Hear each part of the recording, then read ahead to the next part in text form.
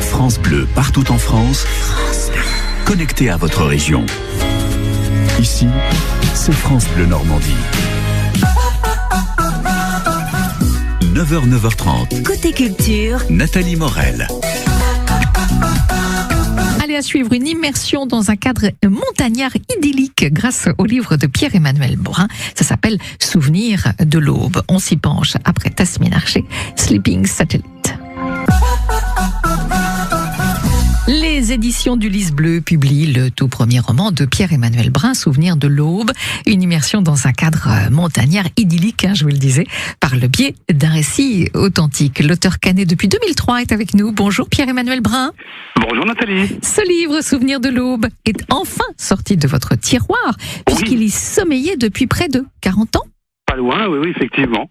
J'avais toujours prévu de pouvoir l'éditer un jour. Je ne savais pas quand, et puis l'inspiration est venue d'un seul coup, le 11 juin 2019, pour commencer à écrire. Donc il a fallu le temps, et j'ai pris 6 mois pour le faire. Voilà. Alors c'est l'histoire de votre adolescence, entre vos 12 et 17 ans, lorsque vous étiez en internat en Savoie, pas loin de Megève. Une époque a priori pas simple, puisque vos parents divorçaient. Oui, tout à fait. C'était une époque un petit peu compliquée. Mes parents pensaient qu'en m'éloignant de la cellule familiale, je serais, parce que j'ai une petite sœur, je serais celui qui souffrirait le moins. C'était juste arbitraire, je leur en veux pas. Mais bon, ça m'a permis, entre autres choses, de vivre une expérience absolument fabuleuse, que j'oublierai jamais. Voilà. Alors vous dites, c'était l'école de la vie. D'ailleurs, la devise de cette école était être libre, c'est être responsable. Exactement. Et tout était basé là-dessus. Vous aviez de vraies responsabilités, hein.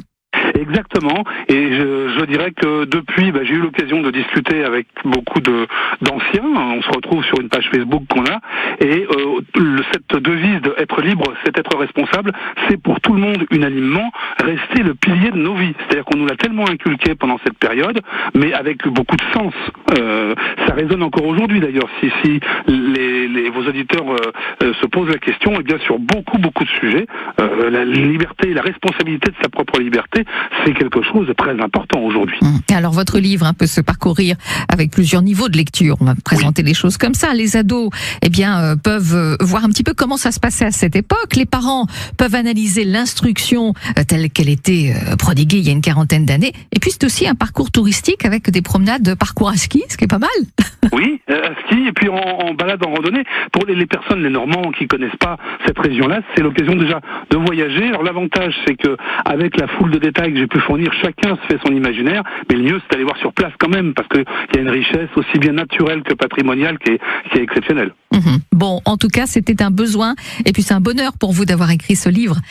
J'ai dit à mon ancien directeur, puisqu'il est toujours de ce monde, je lui ai dit, je suis content de l'avoir fait, c'est une excellente thérapie. Voilà, c'est ça, c'est Souvenir de l'aube. Donc on passe par toutes les émotions. Il y a aussi de nombreuses anecdotes, tout ce que vous avez vécu dans cet internat à votre adolescence, c'est tout à fait séduisant. On va offrir un exemplaire de votre livre au 02 31 44 48 44, et je vais vous saluer, Pierre-Emmanuel Brun, pour vous souhaiter une excellente journée. Merci Nathalie, à vous. Merci à vous. À tous les auditeurs de France Bleu. Merci beaucoup. Au revoir. 9h, 9h30. côté culture, Nathalie Morel. France Bleu, partout en France, connecté à votre région. Ici, c'est France Bleu Normandie.